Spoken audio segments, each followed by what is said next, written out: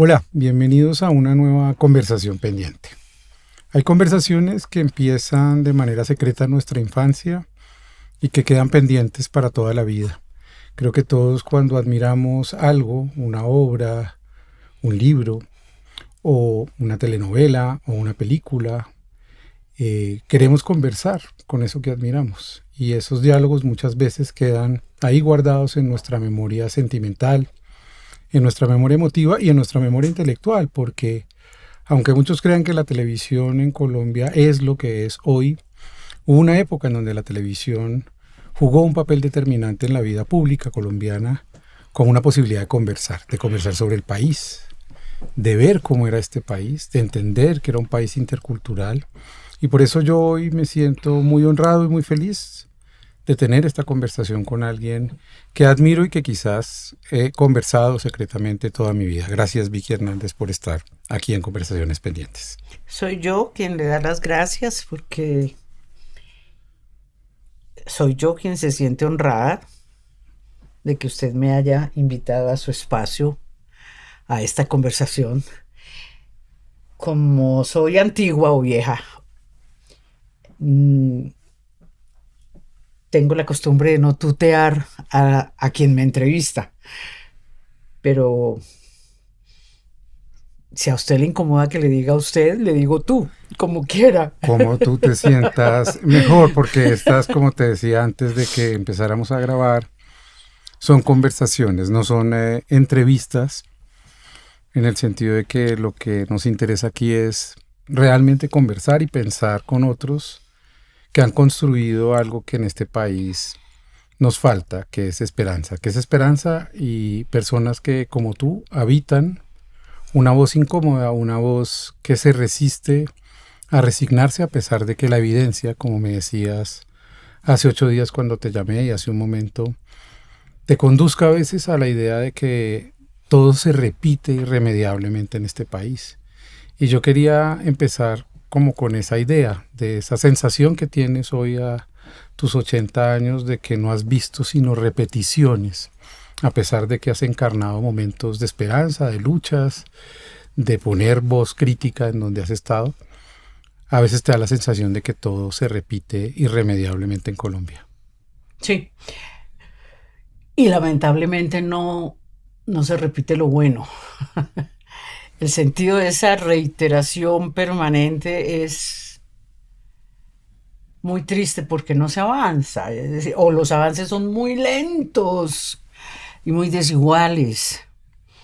Entonces, yo soy una mujer septuagenaria, he trabajado desde los 6 años, cuando fui miembro del grupo escénico infantil de José Agustín Pulido Telles, un grupo formidable que existió en Colombia, que duró más de 40 años, por el que pasaron personajes como Julito Medina, Carlos Muñoz, Jorge Alitriana fue contemporáneo conmigo, y muchísima gente que no solo siguió vinculada al arte de alguna manera, sino a profesiones muy diversas con mucho éxito.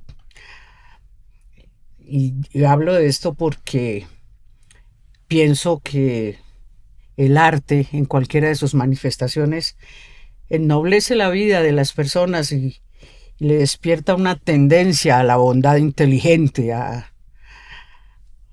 avance espiritual, humanístico. Y son personas que estuvieron en ese grupo y que se han desempeñado de la mejor manera en cada campo que lo han hecho. Pero bueno, eso es harina de otro costal. Yo entré al grupo a los 6 años y medio, 7, porque mi hermana mayor era muy despierta, es porque está viva, muy inteligente, sabía leer desde los 4 años, y además de ser una niña muy linda, muy sensible y una actriz formidable. Entonces, en el grupo de Pulido Telles, ese grupo se alimentaba de una academia infantil y juvenil de artes escénicas. Yo iba más por acompañarla a ella y para no molestar tanto en la casa. Me mandaban ahí. Ella era la actriz infantil Y en esa época el grupo tenía 2 programas en la Radiodifusora Nacional de Colombia, de teatro hecho por niños para niños. No de novelas, sino teatro. Yo padecía mucho ahí porque decía, es que esta guerra, esta gorra, esta gurre, este gurre, no sabía leer bien. Entonces hacía papeles muy pequeños. Y empecé trabajando en el Teatro Colón de Bogotá. El primer montaje fue Caperucita Roja. Jorge Alitriana hacía el lobo. Me acuerdo de Jorge Ali. Y ahí hice una ardilla. Fui creciendo y después hice otras obras en las que ya tuve papeles mucho más importantes. Montajes bellísimos. El pleito del queso, La casa amarilla, El mago y las estrellas, Tragedia en un tejado. Y esas obras se presentaban en el Teatro Colón. Uh-huh. Viajábamos a veces a Bucaramanga, a Cali, a Medellín. Y yo digo trabajaba porque aunque eso para mí siempre fue un juego, absolutamente un juego, es un trabajo. Y era un trabajo, y se presenta como un trabajo, se manifestaba como un trabajo socialmente. Y también se reconocía como un trabajo. Ajá. Pero haciendo ese paréntesis o esa divagación de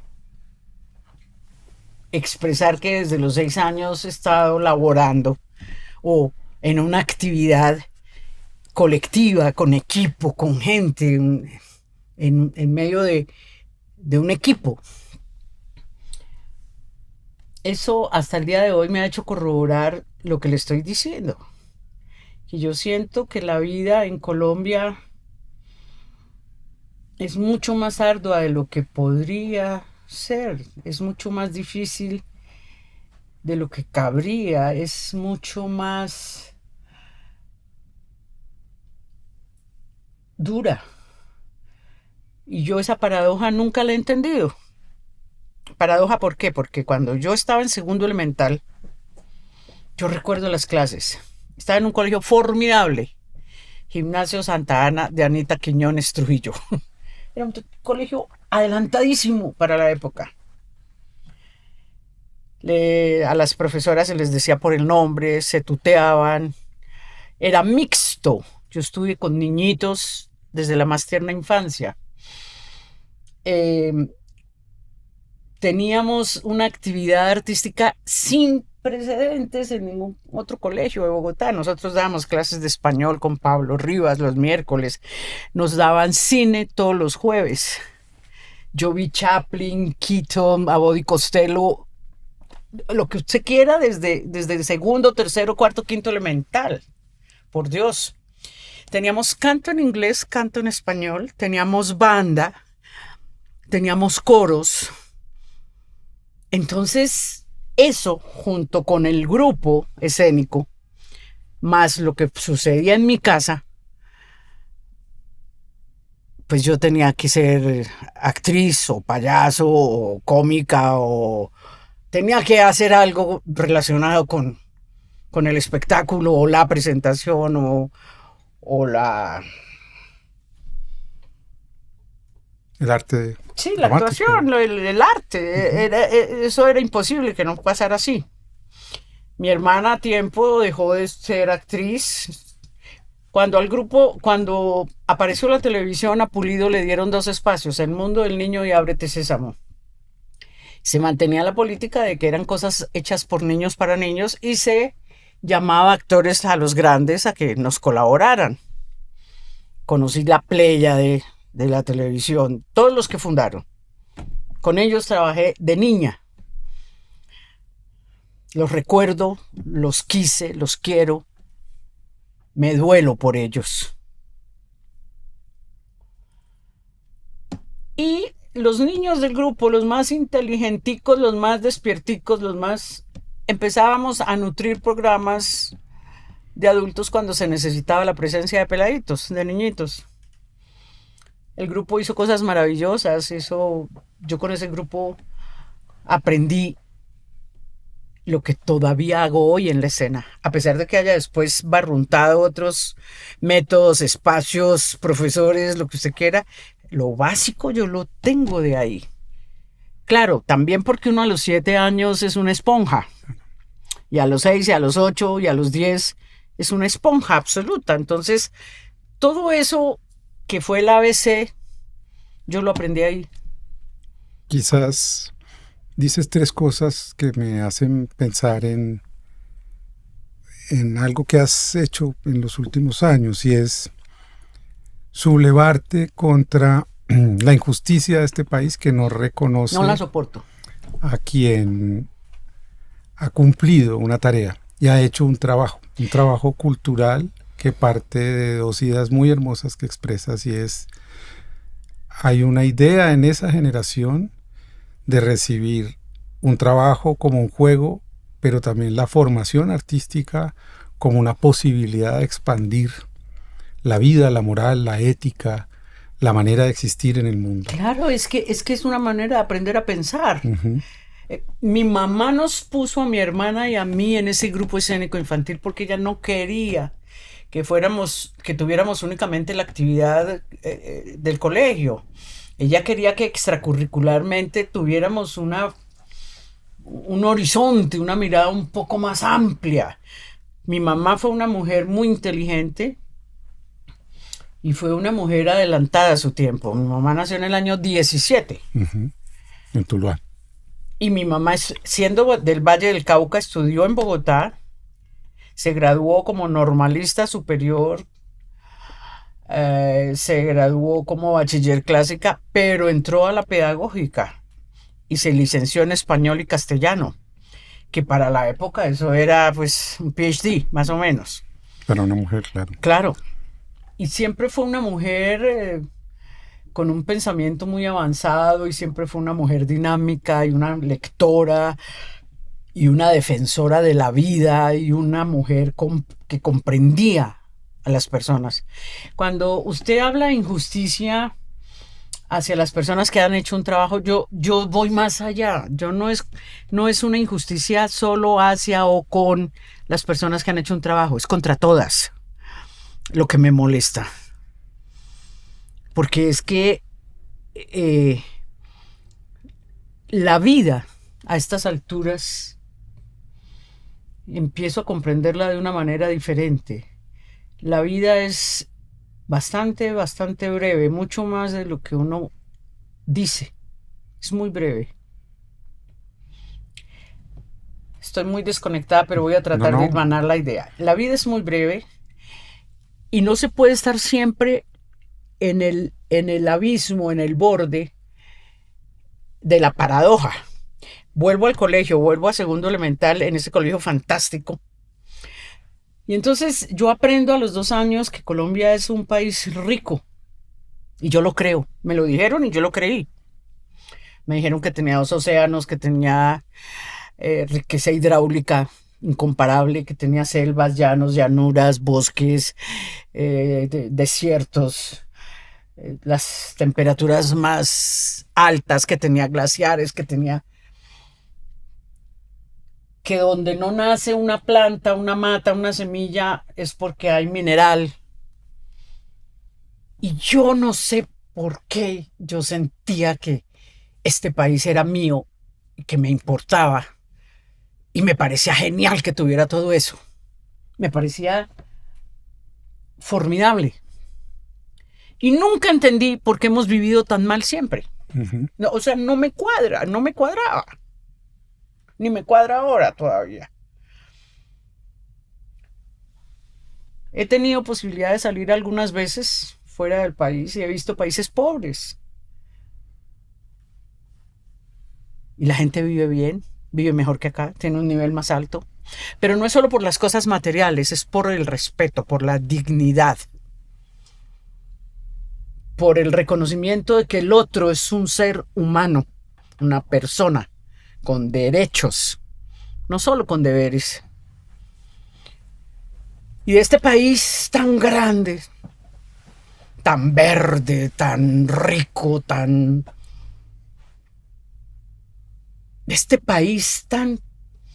La naturaleza es pujante, es fuerte. ¿Cómo puede uno entender la vida tan miserable de tanta gente. Pero sí tiene que ver, a mi manera de ver, no porque el trabajo de las artes sea más importante o más relevante, sino por algo que quería reivindicar, y es el trabajo de las artes también es un oficio, también es un Claro. trabajo, no es un accidente. No, Y yo creo que esa generación de ustedes que vio llegar la televisión en el gobierno de Gustavo Rojas Pinilla, y que de alguna manera inventó una manera de estar en el mundo en un país que estaba atravesando una violencia política horrorosa, brutal, la de los años 50, comienzos de los 60, y la del Pacto del Frente Nacional, que repartió el poder y dejó a mucha gente por fuera, también tenía una clave que yo creo que es importante reivindicar, que era la clave de la solidaridad, de construir un campo para todos en donde empezaron a trabajar juntos. Eso parece haberse perdido en Colombia y por eso total, uno no reconoce al otro. El otro queda... total. Y no solamente se perdió, sino que casi que se ha hecho, no sé si consciente o inconscientemente, se ha hecho una tarea de hacer que eso se desintegre, eh,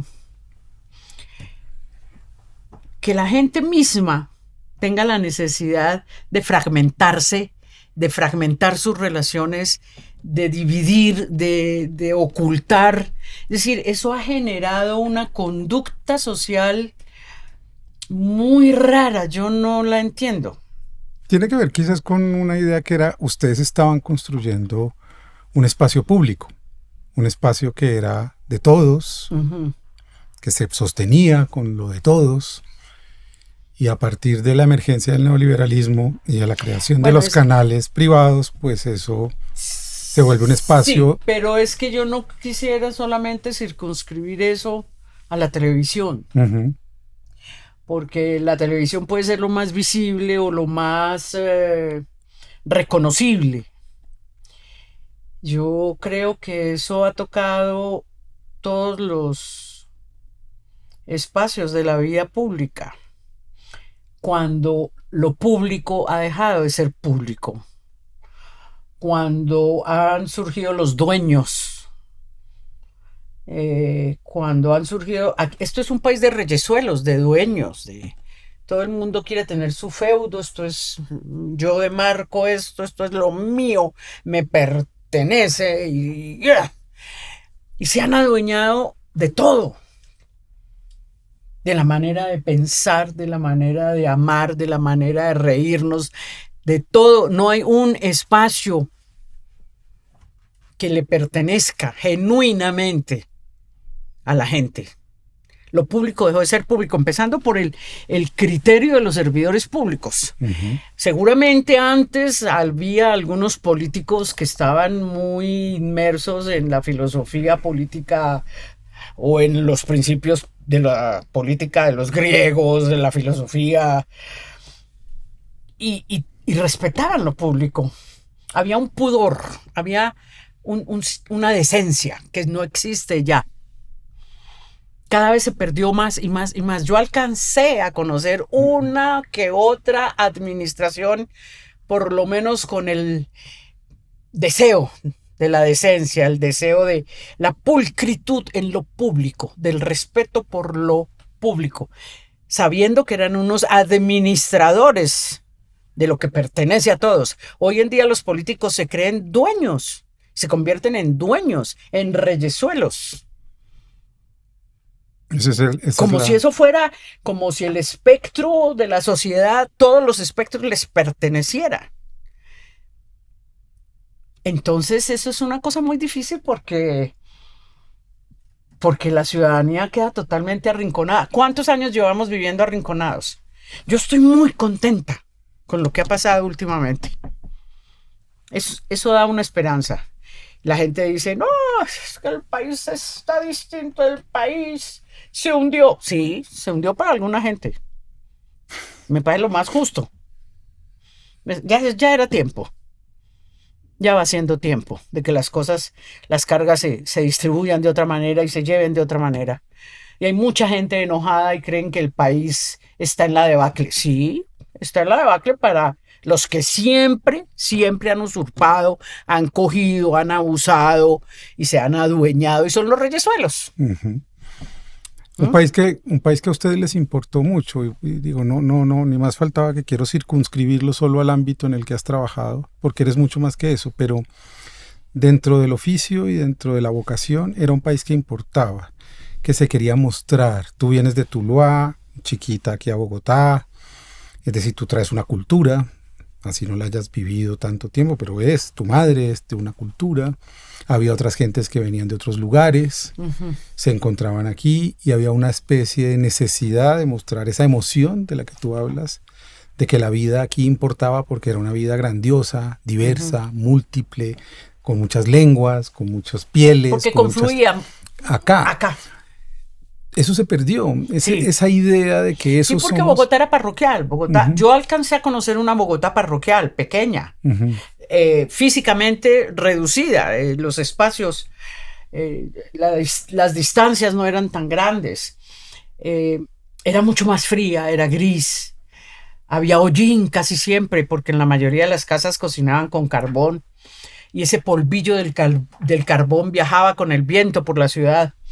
Y era una ciudad casi siempre con llovizna y con frío, pero era una ciudad que en el fondo era un hervidero.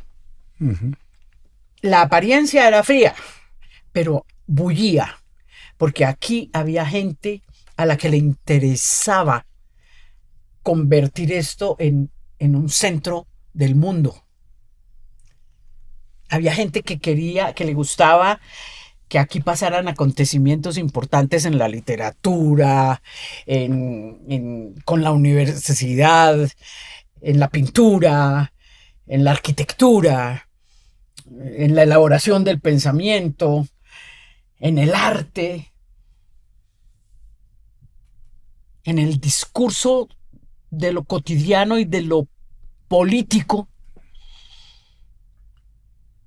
Además, que paradójicamente, aunque era una ciudad pequeña, provinciana todavía Bogotá, las cosas llegaban.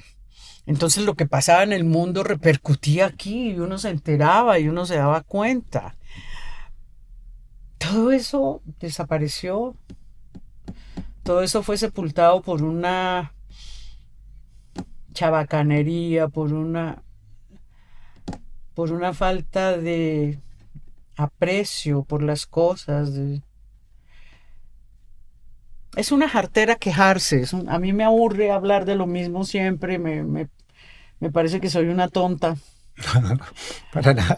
Pero no, me aburro. Y además la gente que raramente me escucha se debe aburrir también. Pero es que todo cambió para peor.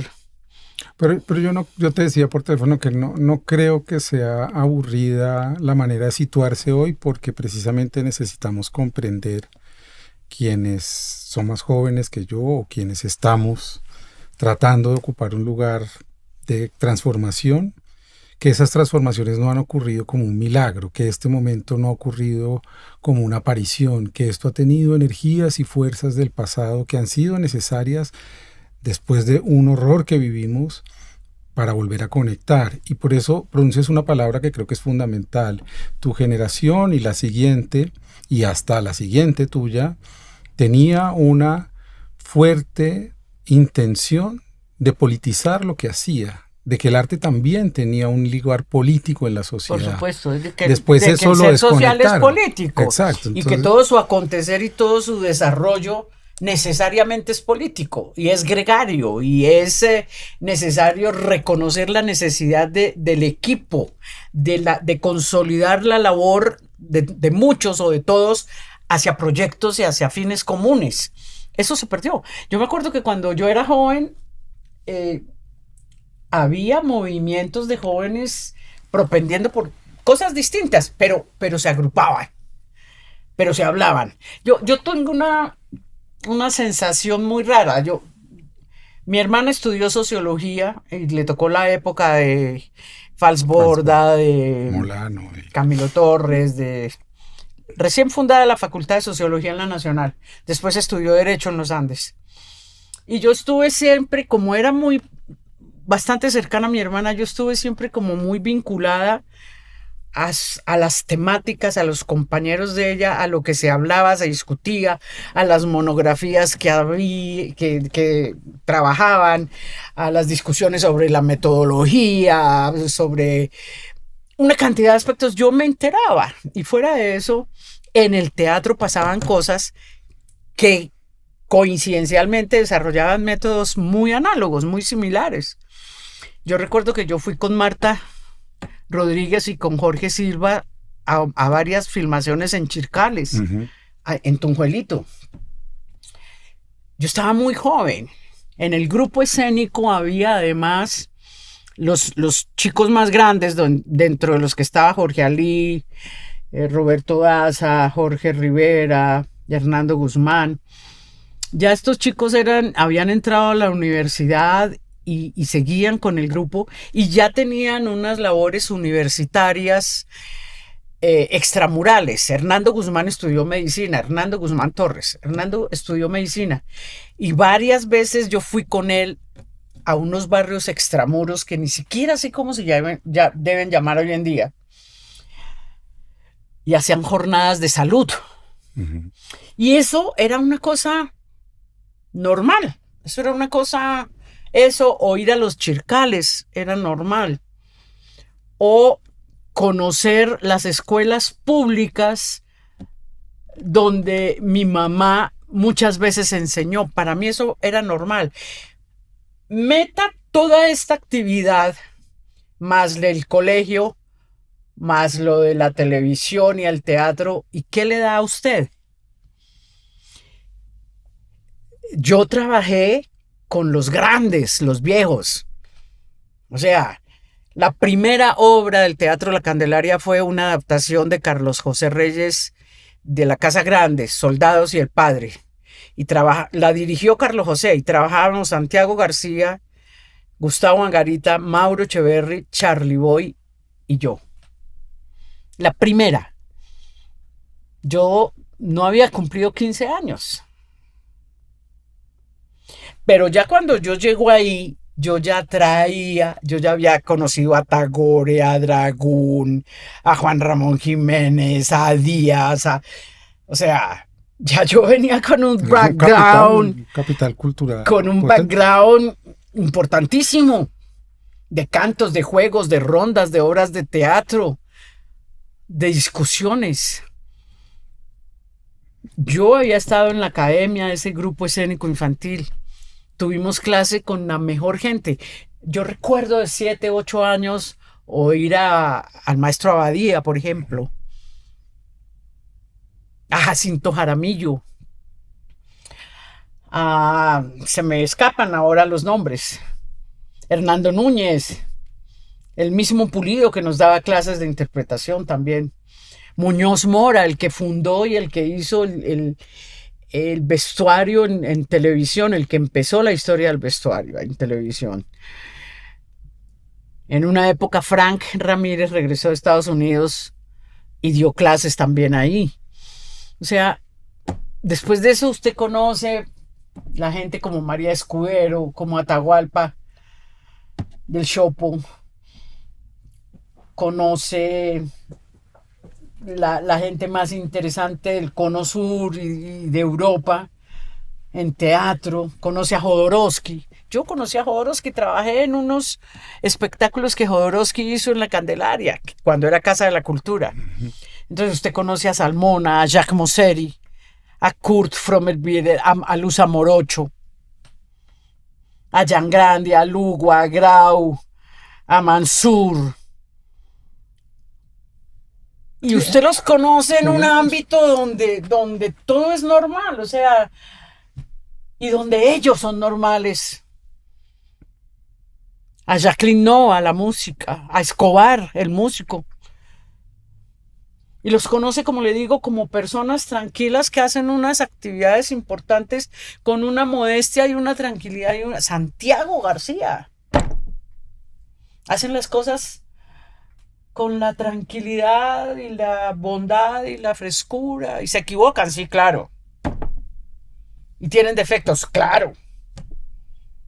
no son ángeles, pero son gente respetuosa de ellos mismos, de las cosas que hacen, de lo que los circunda, del país, del mundo, de los demás.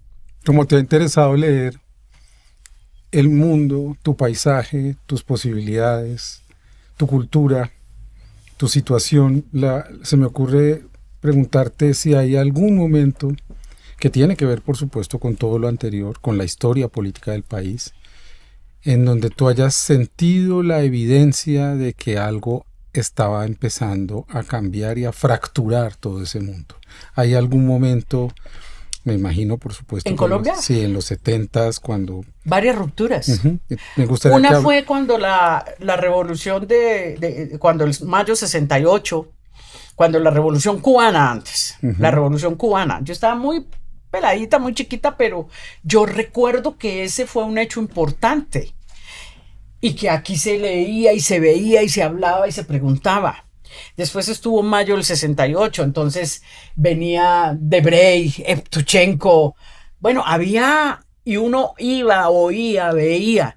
Esto adobado con que nosotras desde los 5 años, que yo recuerde, mi mamá nos llevaba al Teatro Colón. Yo vi a Tamara Tamanova.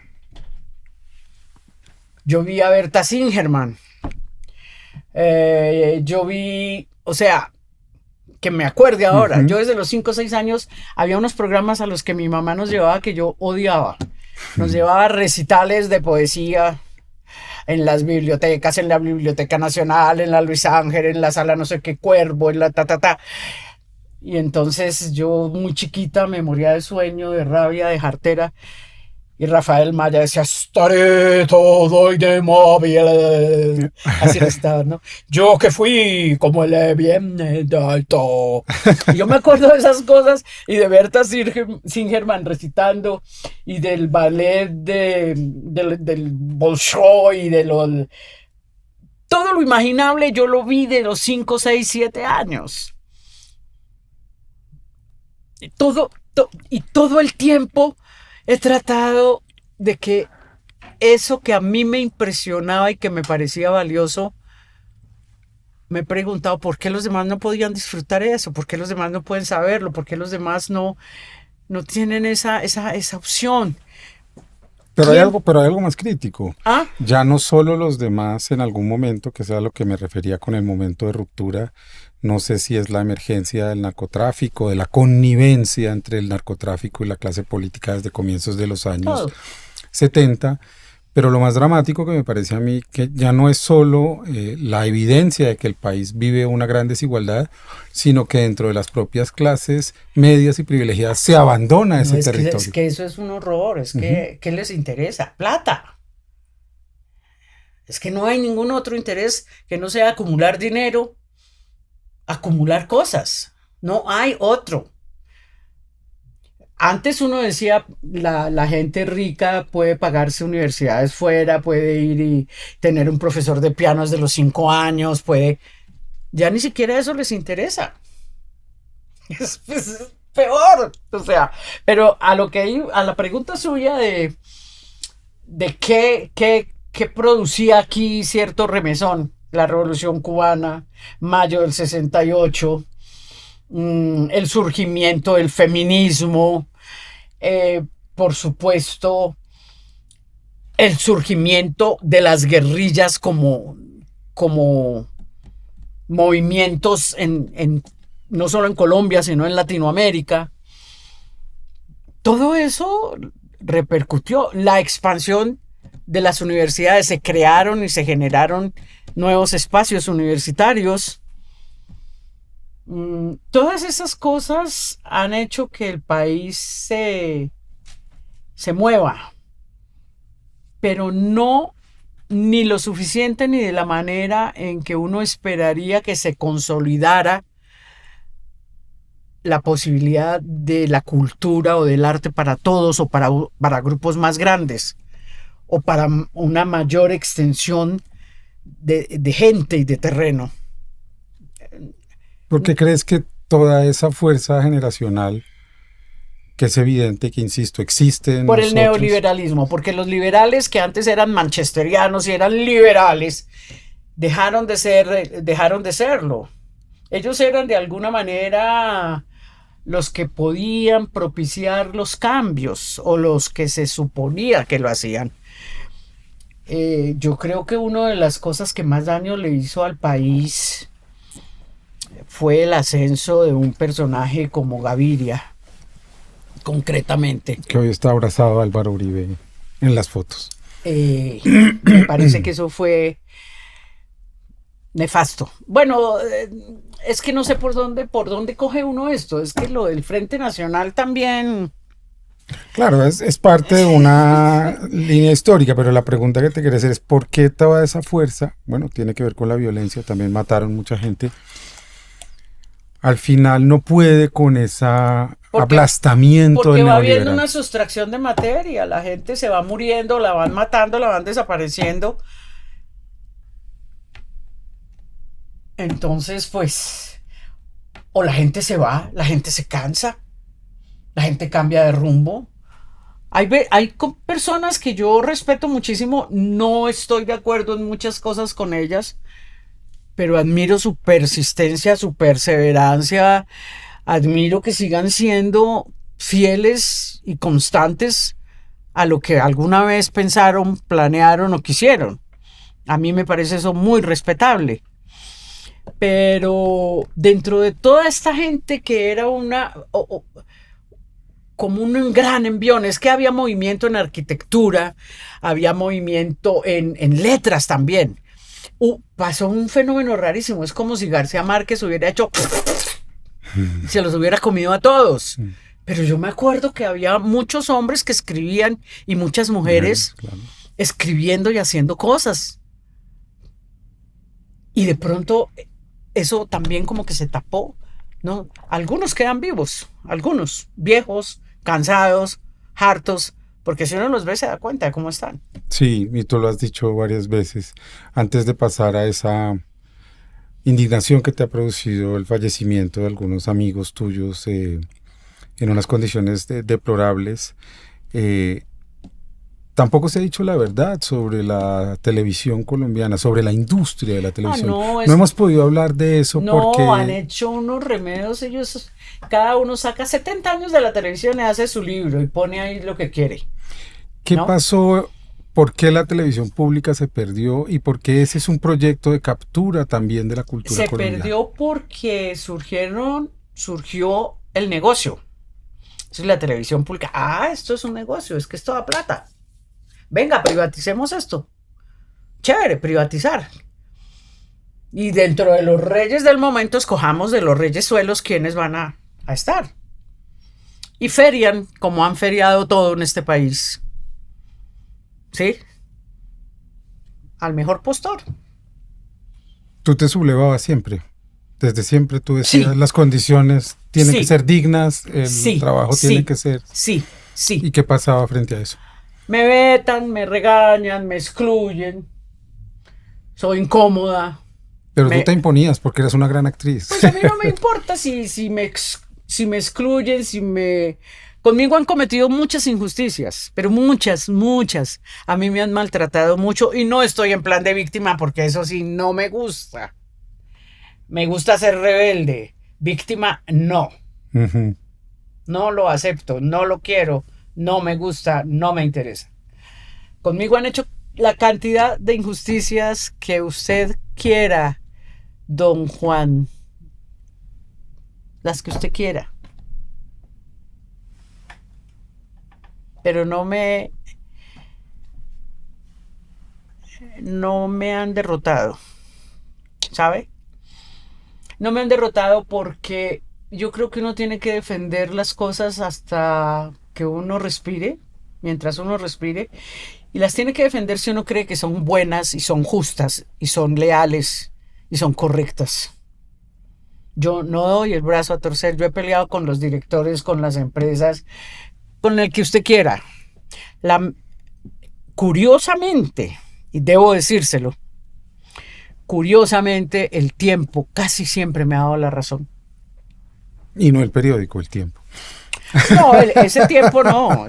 No, No, estoy de molestando. ninguna manera. Una bromilla. ¿A quién se la ha dado? Entonces, entonces, y yo aprendí eso en mi casa. Yo creo que eso es una cosa heredada de mi mamá, de mis hermanos, de eso es una cosa compartida. Es decir, la cabeza no la agacho. Además, yo fui criada de una manera muy rara. Nosotros no tuvimos papá. Mi mamá se casó con mi papá engendró a mi hermana María Isabel y a mí y se murió. Y mi mamá se volvió a casar y tuvo otros 2 hijos y volvió a enviudar. Entonces, mi mamá, 2 veces viuda, se quedó con sus 4 hijos y nos sacó adelante.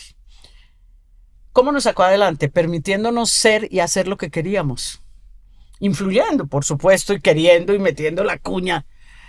Pero también había cierta liberalidad en ella en el sentido de que si nos enseñaba a ser libres no podía coartarnos. Ella nunca estuvo de acuerdo en que yo fuera actriz. Eso le pareció terrible y ella nos había metido a eso. Cuando mi hermana se dedicó solo a su estudio, no, la maravilla.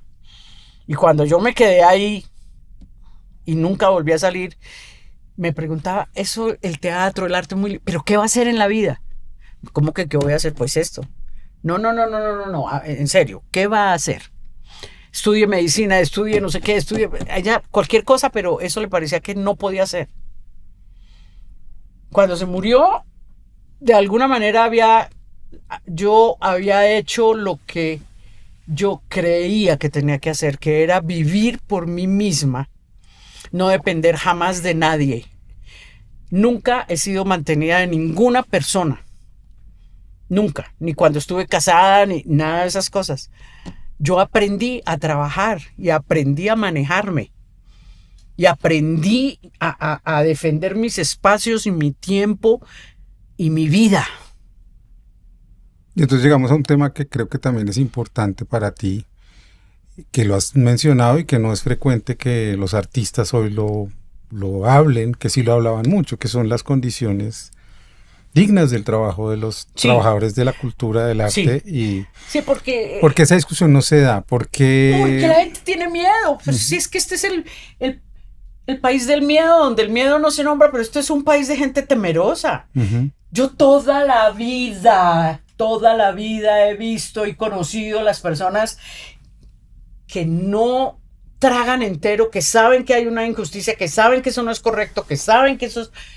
Y se callan porque les da miedo, les da temor que las excluyan, que les quiten el trabajo y en últimas que las maten. Porque como eso ha pasado.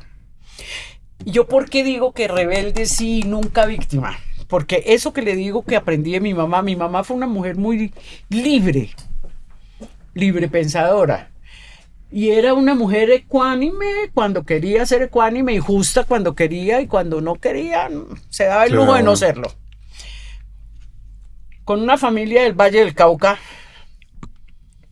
mi mamá nos enseñó a los 4 hijos, pan, vino. Nosotros íbamos de vacaciones al Valle del Cauca.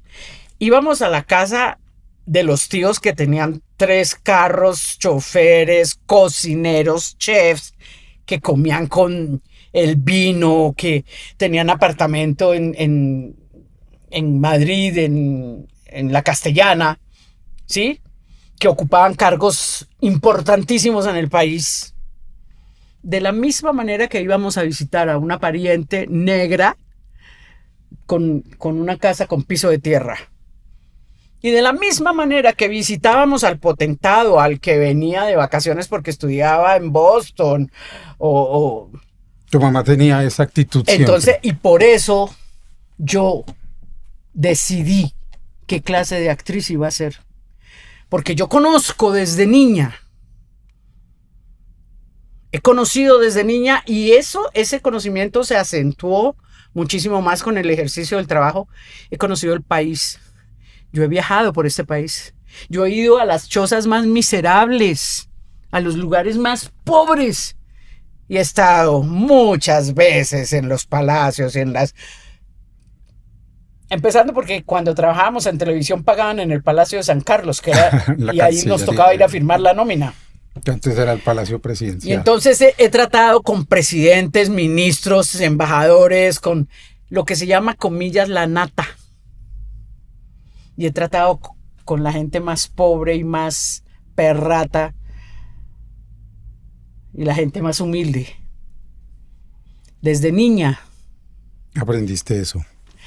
Y eso es lo que a mí me ha permitido ser una actriz distinta.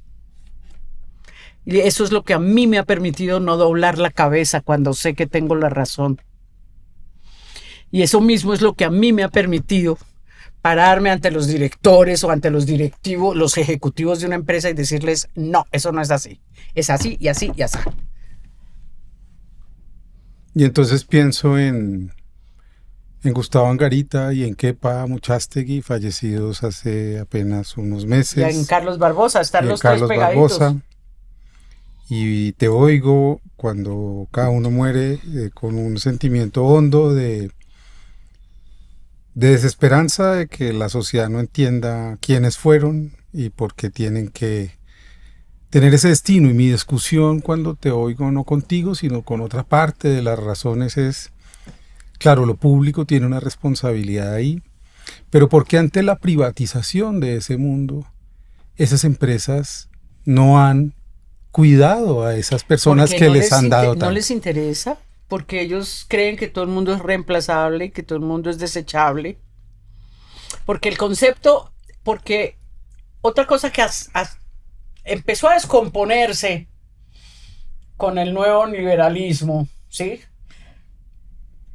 No, desde antes del nuevo liberalismo, mejor dicho, desde el asesinato de Gaitán, la cosa empieza a desbalancearse y a descomponerse.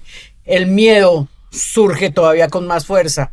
Luego viene todo ese periodo de violencia, luego las guerrillas. Bueno, todo esto, ese caldo... Tiene que ver, claro. Todo ese caldo tiene que ver. Claro. Entonces se privatiza la televisión con los reyesuelos, con los que tienen el billete, ¿sí? Que son los que siempre han ostentado el poder en Colombia. Dejémonos de pendejadas. Aquí el poder ha estado siempre sujeto al mejor postor. Y son los que han puesto y quitado presidentes, generales, ministros, lo que quiera. Los agentes de ese poder. Y entonces ocurre que esta cosa de la privatización les da una carta, les da la carta blanca. Ustedes son los reyesuelos de este momento, de la industrialización pretendida, industrialización de la televisión, que yo me muero de risa. A mí me parece eso una farsa total. Eso no tiene nada de industria. Industria sí, en el sentido de que explotan a la gente, ¿sí? Más fábrica y la revienta, y sí, más y en que hacen todo en serie ahí como si pusieran una tuerca en un huequito, en ese sentido. Pero es que me perdí. La dignidad de estas personas, mi impugnación es porque que lo público tiene... ¿Por qué? ¿Por qué no se impugna ese poder ¿por también? Qué esas empresas? Venga, ¿de dónde sale RCN?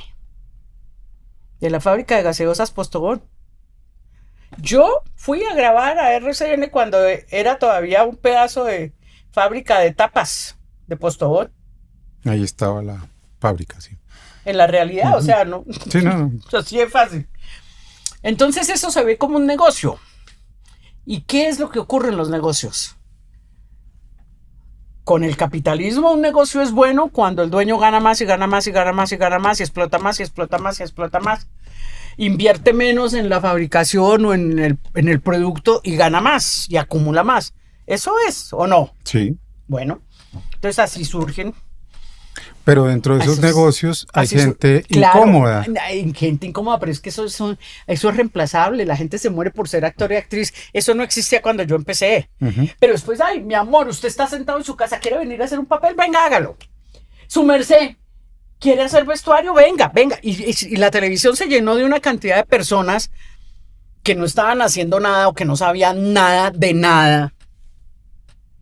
Y fueron a trabajar a la televisión. Esos son los primeros de los canales privados.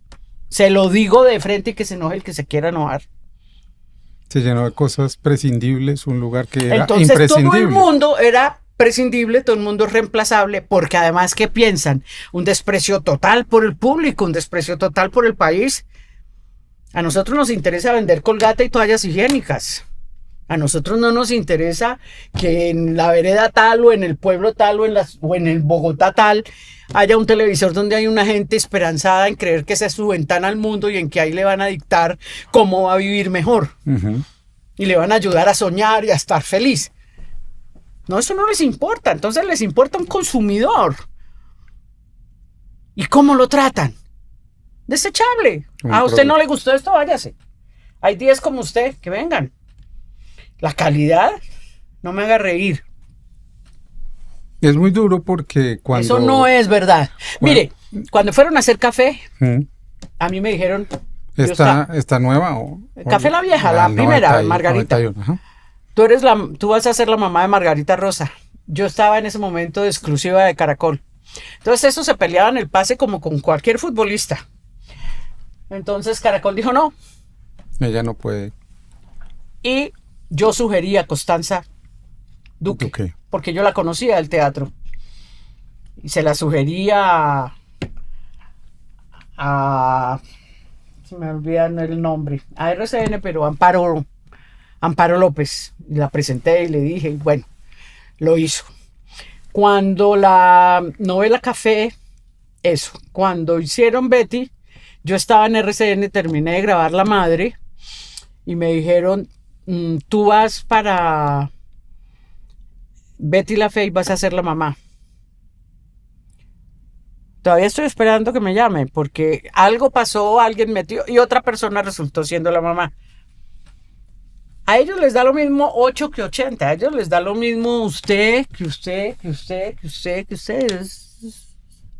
Pero les empezó a dar lo mismo y quizás puede ser el curso final de nuestra conversación, por lo que yo te decía. En todo caso, hubo un momento, y no es por romantizar nada del pasado, que es una tendencia que me parece absurda, pero sí hubo un momento en donde lo que pasa es que en la televisión hubo un momento interesante porque mucha gente que no podía hacer cine entró a la televisión. Exacto. Entonces, la televisión había empezado como teatro visita, todo el mundo sentadito recitando el texto y hablando como manecita rosadita. Y esa era la televisión. Entraban, se sentaban, todo era de cartón, todo era de mentira, todo era de cartón piedra. Yo hice televisión cuando comía el pollo y el pollo era una cosa de lona pintada. Y la fuente era una tina metálica con cartón piedra por fuera, pintada de piedra y agüita ahí que echaban. Yo hice esa televisión de niña. Cuando yo volví a la televisión... ¿Tú te fuiste a hacer teatro un resto? Me fui y me quedé en el teatro. Sí. Cuando volví a la televisión, las cámaras son zancudas, los bunes han cambiado, las luces han cambiado, todo ha cambiado. Y yo empiezo ahí una especie de batalla campal.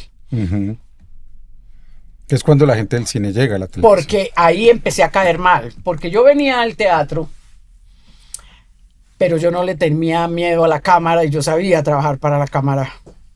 Porque yo sabía eso de niña. Entonces empecé a incomodar porque a mí no me gustaba esa televisión visita y hablando así. Oh, hola querida, parece que esta tarde vas a estar nevando, ¿no? ¿Y vas a dónde? Al porche. No me digas eso, querida, ¿no? Esa recitación y esa cosa horrorosa no me gustaba. Y yo recuerdo que tuve las primeras peleas con Parruca, que había estudiado en Checoslovaquia con Jorge Ali, y era escenógrafo y ambientador. Me acuerdo una leyenda, un cuento y un episodio de Cuentos y Leyendas en el Estudio 5, Caracol. Yo hacía una pastucita, una mujer pobre que se le quemaba la casa y no sé qué, y era un ranchito. Y él había colgado chorizos, cebollas, todo ahí. Cuando ensayamos, pues el ensayo es, te mueves de aquí para allá y graba. Y yo agarré los chorizos, me puse a cocinar. Y Parruca montado en cólera y gritaba, ¿qué estás del teatro que vienen en la televisión a joder con la ambientación? No me toque la ambientación y no sé qué. Me pegó un regaño violento. Pero como yo conocía a Parruca del teatro, él me gritó, yo lo grité 3 veces más. Le dije, este es mi set. Esto es de mi personaje. Y defendiste tu Y territorio. aquí mando yo, no usted. Y yo cogí y más cociné. Ta, ta, ta, ta, ta. Y le gasté los chorizos, el cilantro, la cebolla, todo. Y esa pelea ha seguido hasta lo último que yo hice. ¿En qué sentido? En que cada personaje ha sido peleado con el director, con el vestuarista, porque yo tengo criterio. Ujú. Entonces yo era una mujer de un pueblo con una tiendecita que lo grabamos en Nilo, Cundinamarca. Una mujercita que vendía una pastica de jabón azul, una gaseosa y un pan duro. Y un día en el estudio 5, habíamos hecho exteriores y vamos al estudio 5, dirige a Jaime Santos, vamos a hacer la primera escena, se hace el ensayo, conteo, 5, 4, 3, y yo abro mi tienda. Y tengo el pelo mojado, escurriendo agua, me he puesto una toalla y abro mi tienda. Y yo veo que el coordinador corre. ¡Corte, corte, corte! ¿Qué pasó? No, señor, vi que no está lista. Si usted dijo 2, yo abrí la puerta. No, es que tiene el pelo mojado y está sin maquillaje. Esto pasó. Ujú. Se viene Jaime Santos al estudio. ¿Qué es lo que pasa? Le digo a este señor, ¿quién le dijo que yo me iba a hacer blower para abrir una tienda, para vender una pasta de jabón azul y un pan tieso? ¿A usted quién le dijo? ¿Usted cuál tienda es? ¿Cuál pueblo? ¿Usted qué? Además usted es el coordinador. Esto es un problema mío. Yo fui de las primeras que empezó a salir sin maquillaje, sin peinado, hacía poquitico yo había visto una cosa que se llamaba La Bruja de las Minas o no sé qué. Y una mendiga salía con pestañina y con brush. Eso se usaba en la televisión. Entonces las batallas han sido desde eso a los textos. Esto está mal escrito, esto no se dice así. Y no lo digo. Esto no lo dice mi personaje, por esto y esto y esto y esto y esto. Has defendido. Entonces las peleas no han sido por mí, yo he defendido mis personajes. Una anécdota pequeña, estábamos grabando con Jaime Santos, Notas de Sociedad. Yo era una señora clase media, pobre, que tenía todos los muebles tapados con plástico, todo así, cuidaba todo porque me costaba trabajo todo. Y yo me inventaba siempre un qué hacer. Entonces le digo al de utilería, regáleme unas papas, un cuchillo y un plato, yo voy a pelar papas. Yo me inventaba. Y yo llegaba Jaime y decía, ¿ahora qué va a hacer? No, yo voy a estar aquí pelando papas. Encima de esas escenas en que ponen a la gente a hablar sola. No, yo voy a pelar papas y entonces hablo con las papas. Bueno.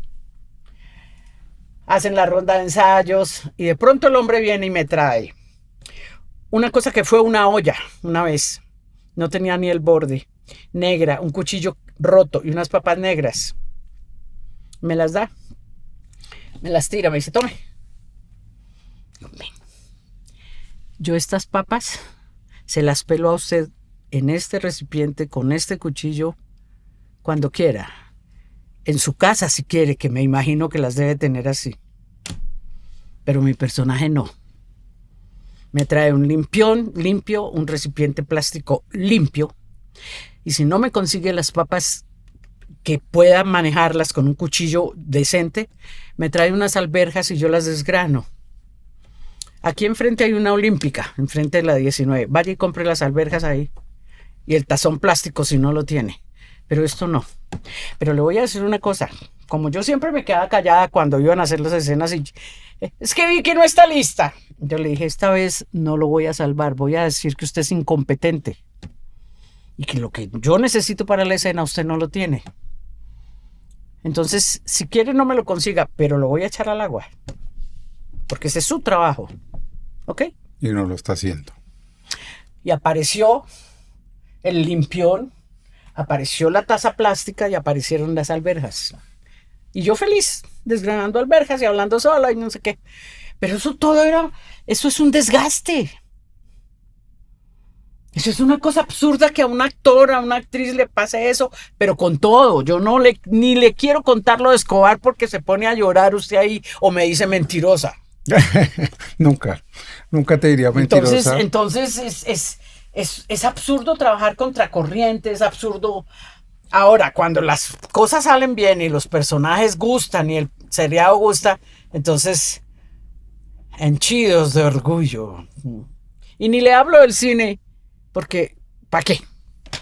Pero yo quiero terminar diciéndote algo, eh, y es que si tú no tuvieras esa fuerza y esa convicción, probablemente esa queja se hubiera convertido en melancolía, en depresión y en amargura. Y tú sigues teniendo una energía tan viva, tan poderosa, que no nos queda a todos los que te admiramos y queremos, sino agradecerte por esa fuerza, por esa incomodidad. Y quería terminar preguntándote, así como has dibujado la complejidad de lo que has vivido, ¿cuál es la esperanza tuya todos los días? Porque la tienes y se nota. Dos facetas de esa esperanza. Una, que me encanta ver que este país, aunque sea doloroso, difícil, cruento, ya no va para atrás.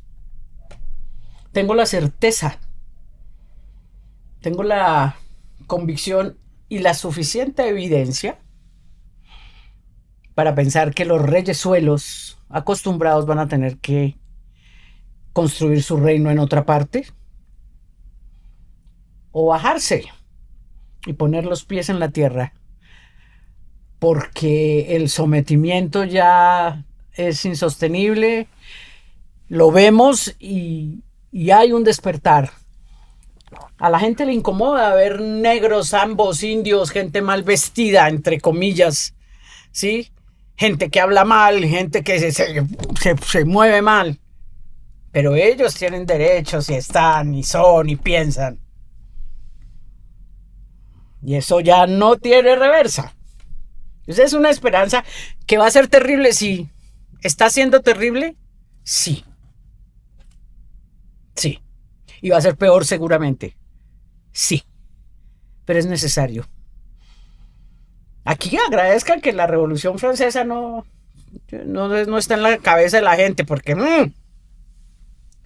Pero esto aquí es ya... Esto no vuelve atrás. Yo no creo. La gente ha tomado conciencia. Ahora, que la gente tiene que estudiar, tiene que prepararse, tiene que aprender. Sí. No dentro de los cánones existentes, porque hay que desaprender todo lo que nos han enseñado. Tenemos que aprender con otro sentido. Tenemos que aprender de otra manera. Totalmente diferente. Pero hay que prepararse y hay que estudiar. Y hay que ser buen ciudadano y hay que ser bondadoso y hay que ser solidario. Y hay que ser inteligente y hay que ser ágil. Y hay que trabajar.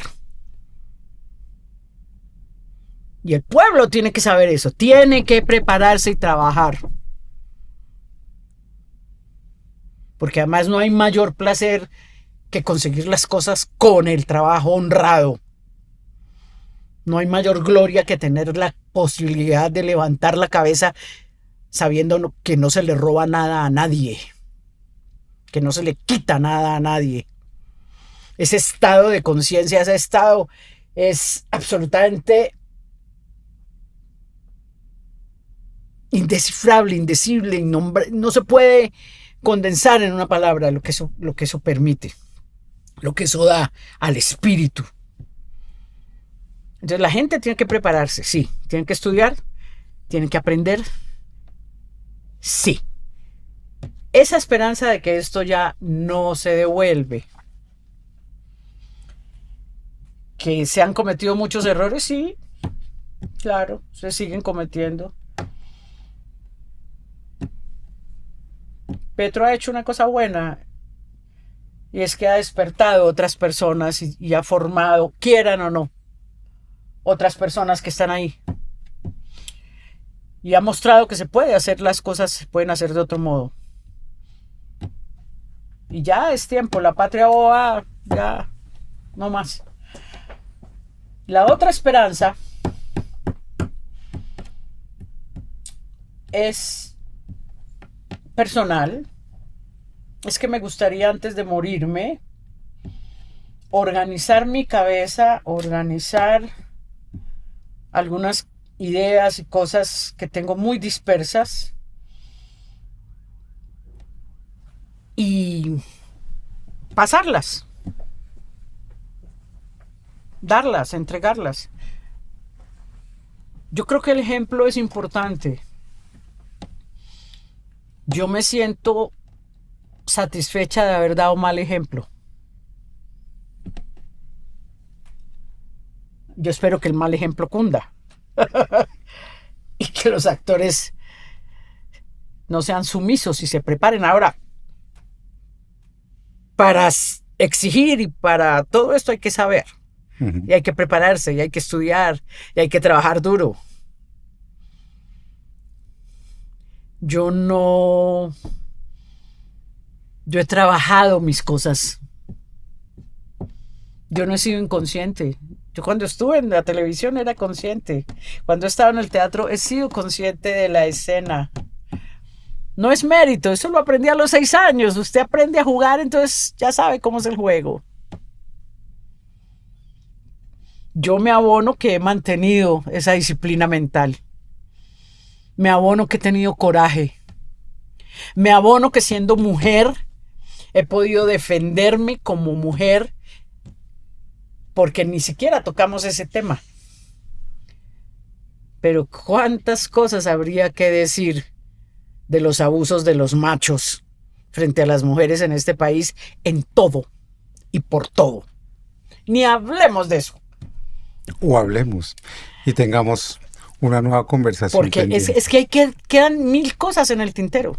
Así es. Las cosas que yo he visto y he oído de los machos, de los directores, por favor. Entonces la esperanza es que yo logre de alguna manera coherente.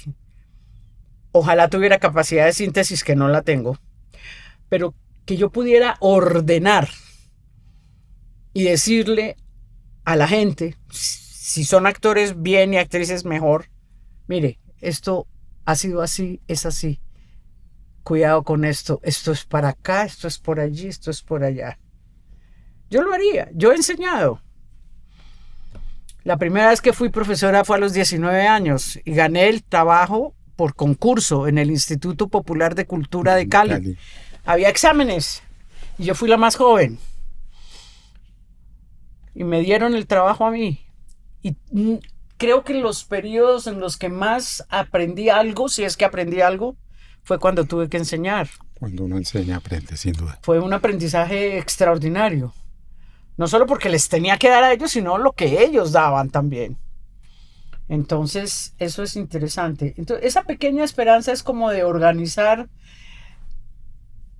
una especie de legado. Creo que eso es una obligación, porque yo he asistido a un periodo muy largo del desarrollo de la evolución o involución del teatro, el cine y la televisión en Colombia. Yo me he movido en los 3 campos y son más de 60 años. Algo podré decir, creo, al menos de lo que no hay que hacer. Ya nos has dicho mucho a muchos y eso tiene que estar como certeza. Ojalá podamos o puedas hacer ese proyecto, porque creo que sería poderoso que escuchemos la experiencia, que entendamos que la vida no es mejor a unas edades que en otras, como decía un filósofo que quizás te cruzaste en la vida, que se llama Stanislao Zuleta, que decía, Conocí a Zuleta. Conociste bien a Stanislao, que decía que la juventud no es una edad, es un estado del alma, es una manera de existir. Gracias por tanto, gracias por indisciplinar, incomodar y entender que siempre la vida necesita de resistencias y de conciencia. No, gracias a usted por invitarme otra vez, se lo digo. Muchas gracias. Gracias por lo que está haciendo, por lo que hizo en el ministerio, por su postura, por su manera de haber ejercido públicamente la política. Gracias. Usted es un hombre joven y eso es parte de la esperanza personal. Que haya gente joven como usted que tiene una dimensión de las cosas que puede pensar, reflexionar, que es abierto, que es ecuánime, que es tranquilo. Lo cual no quiere decir inactivo o sumiso. Se necesitan muchas personas como usted. Muchas gracias. Se necesitan muchas. Yo creo que este país es... Hay casi que pensar en el chiste. ¿A usted no le contaron el chiste de Colombia? No. ¿No se lo sabe? Pues, ¿cuál? ¿El de Colombia?